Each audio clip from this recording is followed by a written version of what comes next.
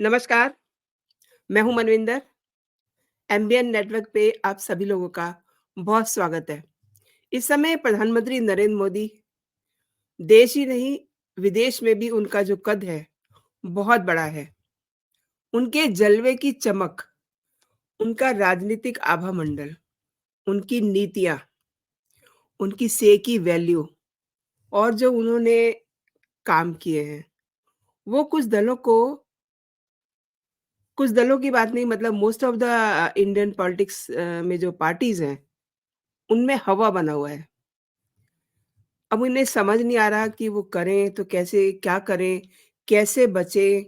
और राजनीतिक सिनेरियो में तो ये लग रहा है कि अब 2024 के जो चुनाव में, उनमें ये लोग अपनी जीत कैसे दर्ज करेंगे?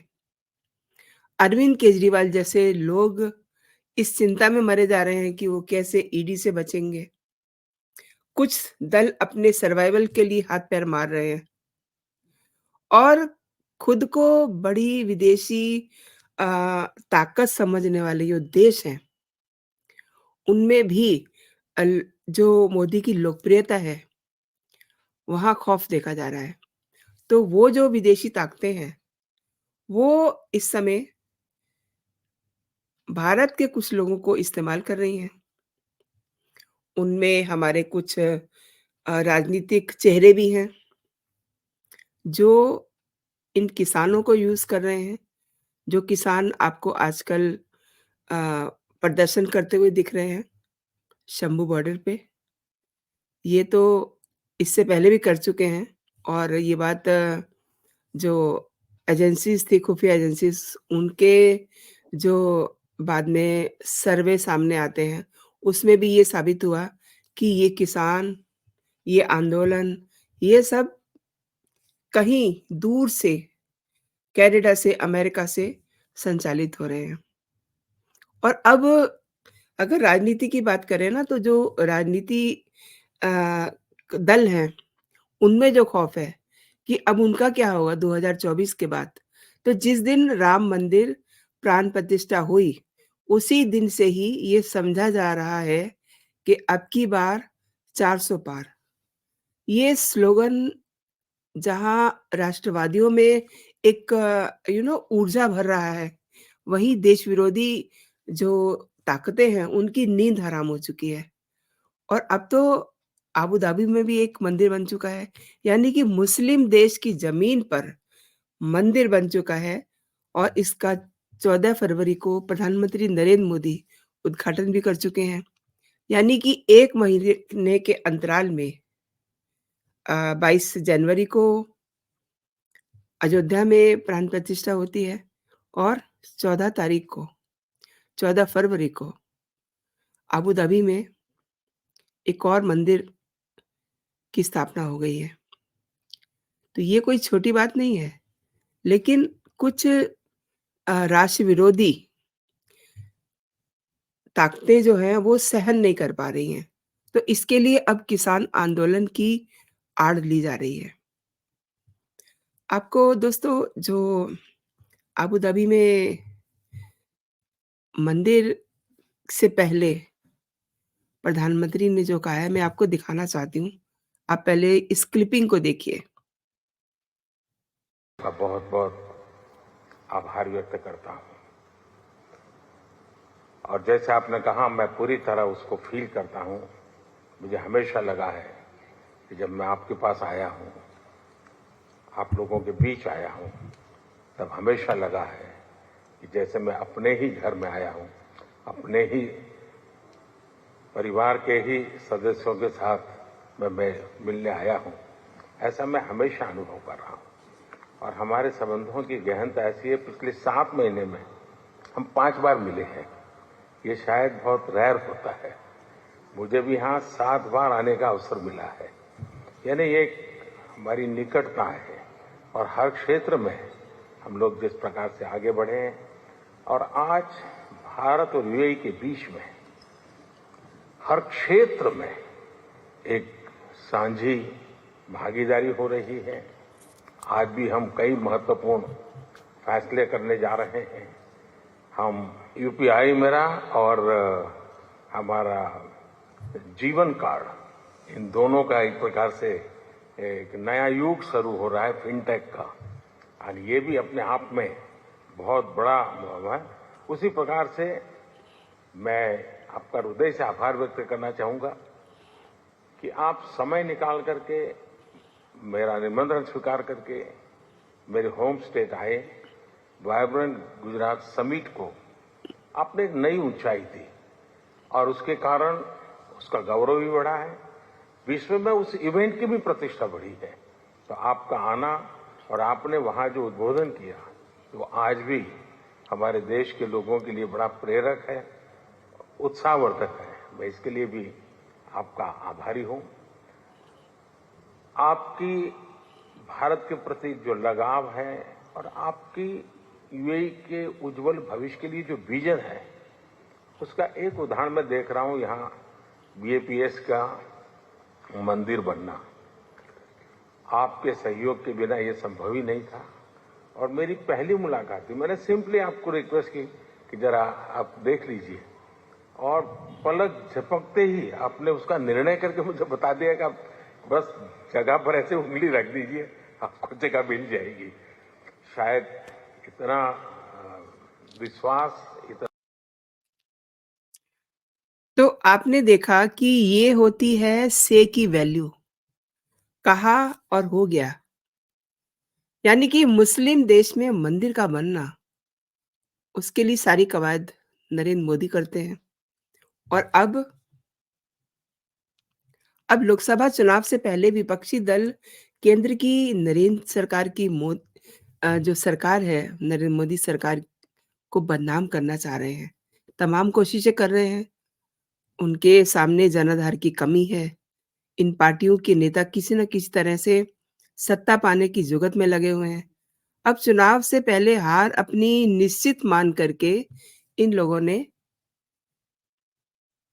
किसानों के कंधे पे बंदूक रख दी है, यानी कि उनको मोहरा बना करके ये कोशिश कर रहे हैं कि किसी तरीके से नरेंद्र मोदी की सरकार पे कोई धब्बा आए।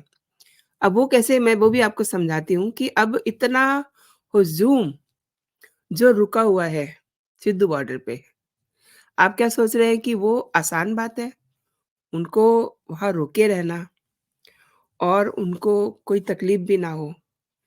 ठीक है, ये बात सही है कि उनको रोकने के लिए थोड़ा बहुत प्रयास किए जा रहे हैं, जस्ट लाइक उनके ऊपर वाटर लॉगिंग की जा रही है, उनके ऊपर कुछ-कुछ बल प्रयोग किए जा रहे हैं।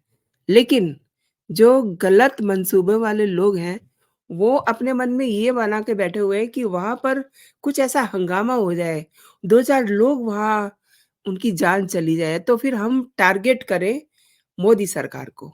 असल में ये है इनका एजेंडा। एजेंडे तो वैसे और भी हैं, लेकिन अगर मोदी सरकार को, क्योंकि चुनाव का समय है, हर पार्टी एक इश्यू चाह रही है। अब ये किसान बैठ गए हैं। अब किसान आंदोलन की आड़ में दिल्ली को बंधक बनाने की कोशिशें की जा रही हैं और इन्हीं में से एक नेता का वीडियो वायरल होता है। वीडियो तो वैसे देखिए बहुत सारे वायरल हुए हैं। एक वीडियो तो मैंने अपनी लास्ट वीडियो में उसका ज़िक्र भी किया था, लेकिन मैं आपको वो दिखा नहीं सकती। उसमें ये कहा गया था कि हमें आपने यहाँ पे बाँध के रख दिया है, तो हमें कोई अपना अलग जगह दे दीजिए, यानी कि वो अलगवाद की बात कर रहे हैं। और वो ये भी कह रहे हैं कि हम अपने बॉर्डर जो हैं, पाकिस्तान की तरफ खोल लेंगे। आप हरियाणा का बंद कर रहे हैं, तो हम उधर से खोल लेंगे और हम उसमें विलय हो जाएँगे। यानी कि वो इनडायरेक्ट वे में खालिस्तान की जो उनके अंदर एक छिपी हुई अ, इच्छा है ना, उसको उजागर कर रहे हैं। और एक और मैं आपको वीडियो दिखाती हूँ, आगे बढ़ने से पहले आप ज़रा इस वीडियो को देखिए और फिर आपको समझ आएगा कि क्या-क्या खिचड़ी पक रही है। ਉਹ ਇਹਦਾ ਗ੍ਰਾਫ ਡਾਊਨ ਕਿਵੇਂ ਆ ਸਕਦਾ ਹੈ।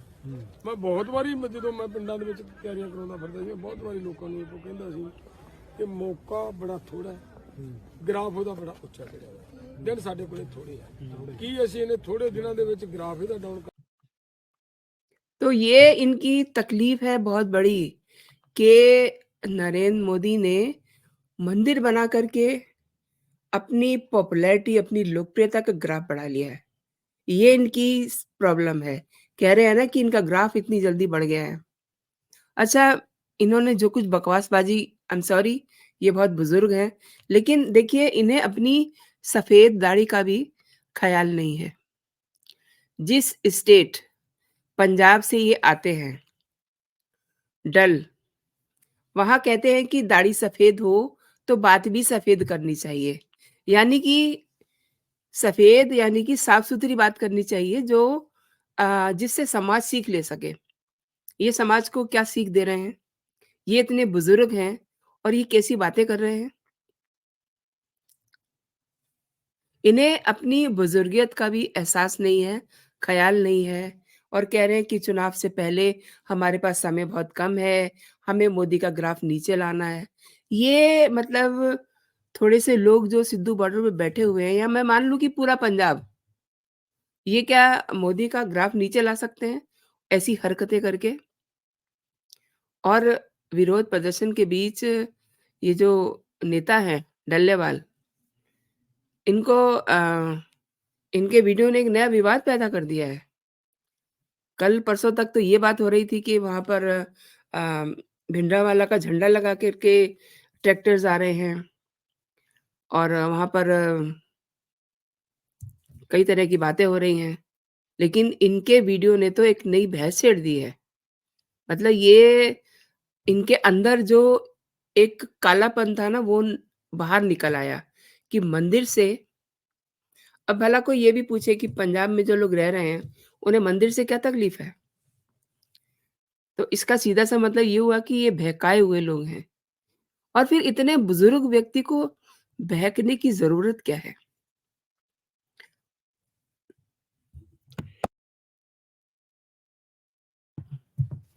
सोशल मीडिया पे हर दूसरा व्यक्ति इनका जो अ, वीडियो है, उस टैग कर रहा है और उसके साथ जो उसके मन में आ रहा है, वो कह रहा है।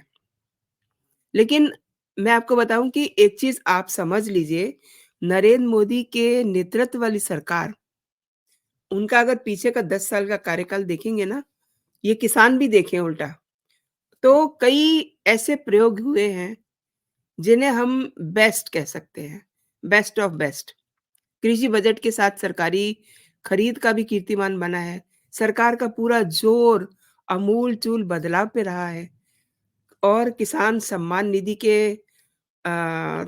तहत कह सकते हैं, अधिक से अधिक आवंटन और वैज्ञानिक पद्धति को अपनाना सबसे ज़्यादा इस पे बात हुई है, चर्चित रहा है, और ये प्रधानमंत्री का विज़न है। अंडरलाइन कीजिए, ये प्रधानमंत्री का विज़न है कि वो देश की 4 सबसे बड़े स्तंभ और जातियों में से अन्नदाता को एक मानते हैं। ये क्या छोटी बात है? इसके बावजूद कुछ किसान नेता मेहनतकश छोटे किसानों को एक बार फिर से भरमाने में लगे हुए हैं, सड़क पे उतरे हुए हैं, और हकीकत ये है कि किसानों के कल्याण के लिए केंद्र की मोदी सरकार ने जितनी अ कंसर्न दिखाया है, जितनी उनके लिए योजनाएँ बनाई गई हैं, लाई गई हैं, इससे पहले, यानी कि आज़ादी के बाद कभी किसी सरकार ने इस पे गौर नहीं किया, इतना किसानों का भला नहीं किया। मोदी सरकार और बीजेपी के अलावा दूसरे दलों ने किसानों को सिर्फ़ और सिर्फ़ वोट बैंक की तरह इस्तेमाल किया, और अब ये डल्लेवाल इस तरीके की बातें कर रहे हैं। मतलब पेट में दर्द जो है वो राम मंदिर का है, और वो कहलवाया किससे जा रहा है, जिन्हें मंदिर से कोई लेना-देना नहीं है। ये बात भी समझ से परे की है। अब डल्लेवाल जैसे लोग ओछी बातें करेंगे, तो फिर ये भी समझ में आता है कि ये सब आंदोलनजीवी कनाडा और अमेरिका के हाथों की कठपुतलियाँ हैं। इनके ऊपर वो लोग बैठे हुए हैं। इसीलिए तो ये कह रहे हैं कि मोदी का ग्राफ बहुत ऊँचा हो गया है मंदिर की वजह से और मोदी के ग्राफ को नीचे कैसे लाया जाए, इसमें सारा दिमाग लग रहा है। और वो ये भी कह रहे हैं कि हम इसे थोड़े दिनों में इस ग्राफ को नीचे कर देंगे। शायद से शंभू बॉर्डर पे बैठ के ये मोदी का ग्राफ नीचे करेंगे। तो इसके पीछे आप समझ लीजिए कि कितनी बड़ी साजिश है।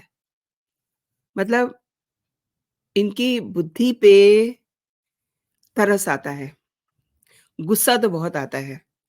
लेकिन अब गुस्सा करने से कुछ नहीं होगा, इन पे कुछ एक्शन लेना होगा क्योंकि हम लोग गुस्सा व्यक्त कर रहे हैं, लेकिन एक्शन सरकार को ही लेना है और वो इस ओर काम करना शुरू कर चुकी है। मैं एक बात और इनको डल साहब को कहना चाहूँगी कि मतलब बार-बार मुझे इनकी सफ़ेद दाढ़ी दिख रही है। इन्हें अपने गुरुओं की बानी का भी स्मरण नहीं है। सोशल मीडिया पे हर दूसरी वीडियो इनके वीडियो जो है दिखाई दे रही है टैग की हुई इनकी। अब वैशाली पोद्दार हैं, देखिए इन्होंने क्या लिखा है, अपनी फजीहत ये खुद ही करवा रहे हैं। इस आंदोलन और किसान नेताओं का सच धीरे-धीरे सामने आ रहा है और उनके इरादे भी साफ हो रहे हैं, हमें मोदी का ग्राफ नीचे लाना है। किसान नेता जगजीत सिंह डल्लेवाल इस बात से नाराज़ हैं कि श्री राम मंदिर की वजह से मोदी की लोकप्रियता का ग्राफ ऊपर चला गया है। मनोज सिंह कह रहे हैं कि पत्रकारों के सिर फाड़ दिए आज। अगर नहीं जाता बचाने तो आपके लोग तलवार से काट देते। न्यूज़ चैनल की ओबी वैन को बंद करा दिया। ये कौन से किसान हैं? मैं यहाँ रोक कर के आपको ये भी बता दूँ कि ये किसान-विसान बिल्कुल भी नहीं है। किसान तो अपने खेतों में बेचारा किसानी कर रहा है। ये लोग तो पुन्नू के टट्टू हैं, जो आकर के बैठे हुए हैं। इनके आप ट्रैक्टर देखिए, कैसे उन्हें मॉडिफ़ाई किया हुआ है, क्या-क्या उसमें रखा हुआ है। मैं आपको एक चीज़ और बताना चाह रही हूँ कि ये जो बार-बार कह रहे हैं ना कि हम 6 महीने का रसद, राशन-पानी लेकर के आए हुए हैं। यानी कि ये डरावा दे रहे हैं कि हम राशन-पानी लेकर के दिल्ली पे चढ़ जाएँगे। ये ख़्याल तो उनका कभी पूरा नहीं होने वाला। अच्छा मुझे बड़ी पुरानी बात एक याद आ रही है, जिस समय भिंडरावाला को इंदिरा गांधी ने खड़ा कर दिया था और उसे कहा था कि तुम तबाही मचाओ पंजाब में। तो उसने सबसे पहले अकाल तख्त को कब्ज़ाया और उसके बाद फिर वो अकाल तख्त के अंदर हथियार कैसे ला रहा था? वो इस तरीके से कि जो हरमंदिर साहिब का जो अ, लंगर खाना है, उसमें जो अनाज आता है, उसमें अनाज के अंदर रख कर के वो हथियार लेकर के आते थे। इसके अलावा वहाँ वॉशिंग के लिए और तमाम वाटर टैंक्स आते थे। अब उन सब में भी हथियार आते थे। और ये जो राशन पानी लेके आए हुए हैं ना, इनके भी कोई राशन पानी को ज़रा चेक करे, वहाँ बहुत कुछ मिलेगा। क्योंकि ये अपनी अच्छी इंटेंशन से वहाँ नहीं आए हुए, ये वहाँ कुछ लेने नहीं आए हुए। ये वहाँ दिल्ली को बंधक बना करके और वहाँ बदअमनी फैलाने के लिए आए हुए हैं। जतेंद्र शर्मा अपने ट्विटर हैंडल से लिख रहे हैं कि इस बार किसानों के नाम पर प्रदर्शन का नेतृत्व जगजीत सिंह डल्लेवाल कर रहे हैं। किसानों के हित की चिंता तो दिखाई नहीं दे रही। प्रधानमंत्री नरेंद्र मोदी का ग्राफ कम करने का टारगेट ज़रूर दिखाई दे रहा है और उसके बाद वही सेम जो वीडियो मैंने आपको दिखाई है, वो इन्होंने टैग की है। अब संजीव कौक कह रहे हैं कि जॉर्ज सोर्स ने सारे हथकंडे अपना लिए, परंतु मोदी के खिलाफ कुछ नहीं कर सकते थे। अब इन छुपे रुस्तमों को किसानों का भेष धर के आगे कर दिया है। लेकिन ये खुद ही अपनी पोल खोल रहे हैं कि ये किसान नहीं और उसके आगे ये लिख रहे हैं कि ये सुनिए, डल्लेवाल क्या कह रहे हैं। वही वीडियो मैं आपको फिर से एक बार दिखा देती हूँ। इस वीडियो ਮੰਦਰ को ਦੇ सबने ਕਰਕੇ टैग ਉੱਪਰ किया है ਉਹ ਨੁਕਸਾਨ ਉਹ ਇਹਦਾ ਗ੍ਰਾਫ ਡਾਊਨ और ਕਿਵੇਂ ਆ ਸਕਦਾ ਹੈ ਮੈਂ मुझे ਬਹੁਤ बार-बार एक ਵਾਰੀ ही चीज़ ਜਦੋਂ पे मैं अफ़सोस ਪਿੰਡਾਂ हो ਦੇ रहा है ਵਿੱਚ कि ये ਤਿਆਰੀਆਂ कितने ਕਰਾਉਂਦਾ ਫਿਰਦਾ बुज़ुर्ग ਸੀ हैं ਬਹੁਤ ਵਾਰੀ ਲੋਕਾਂ ਨੂੰ ਇਹ और ਚੀਜ਼ कैसी ਕਹਿੰਦਾ बात कर रहे ਸੀ हैं। ਕਿ आई एम सॉरी टू से दिस कि इतने बुज़ुर्ग व्यक्ति को अपनी बुज़ुर्गियत का ख़्याल रखना चाहिए और वो कुछ ऐसी बात कहे जो समाज के किसी काम आए। ये समाज के लोगों को भड़का रहे हैं। ये कह रहे हैं कि मोदी का कद कैसे कम करना है, हमें बहुत जल्दी करना है, ब्ला-ब्ला। अच्छा ये जो स्टेट मैंने आपके साथ शेयर किए हैं ना, जो एक्स पे सबने अपने हैंडल से किए हैं, इन सभी के साथ डल की वीडियो है, जो ये बताता है कि लोगों में किसान आंदोलन की आड़ में जो राजनीति हो रही है, उसको लेकर के कितना आक्रोश है। आतंकवादी संगठन भी किसानों के पीछे खड़े हैं। देखिए, ये बात बिल्कुल साफ-साफ दिखाई दे रही है कि आतंकवादी संगठन इनके पीछे है, इनके ऊपर उनका हाथ है। तभी तो इन्हें मंदिर से तकलीफ हो रही है और अब तकलीफ तो और दुगनी हो जाएगी इनकी। एक तो मंदिर अयोध्या में बन गया है, एक अबू धाबी में बन गया है और मैं आपको बता दूँ कि ज्ञानवापी में भी काशी धाम बनने वाला है और उसके बाद मथुरा की बारी है। जब ये भारत में 3 मंदिर बन जाएँगे, तो ऐसे-ऐसे लोगों का क्या हाल होगा, ये देखने की बात होगी, ये बड़ा दिलचस्प होगा। और वो कहते हैं ना कि एक बुरी-सी कहावत है कि उनके ये सब करने से ऐसा नहीं होता। तो ये कुछ भी कर लें, मोदी का जो आभा मंडल है, वो कभी कम नहीं होगा, क्योंकि उन्होंने वो बहुत अच्छे-अच्छे काम करके प्राप्त किया है, उसे कोई कम नहीं कर सकता। दोस्तों आपने मेरे साथ ये पूरा वीडियो देखा आपका बहुत-बहुत धन्यवाद। एक बात मैं आपसे कहूँगी कि अगर आपको मेरे कंटेंट्स पसंद आ रहे हैं, मेरे वीडियोज़ पसंद आ रहे हैं, तो आप इन्हें लाइक ज़रूर कीजिए और एक बेल आइकन लगा रहता है नीचे, उसको ज़रूर दबाएँ, ताकि जो भी नोटिफ़िकेशन हो, आपको पहुँच सकें। और अगर आप मेरा कंटेंट पसंद कर रहे हैं, तो मेरे चैनल को आप सब्सक्राइब भी कर लीजिए, ताकि जो भी मेरा लेटेस्ट कंटेंट हो, लेटेस्ट वीडियो हो, आप तक सबसे पहले पहुँच सके। तो अभी के लिए इतना ही दोस्तों, आप अपना और अपनों का ख़्याल रखिए, खुश रहिए, स्वस्थ रहिए। जय हिंद, जय भारत।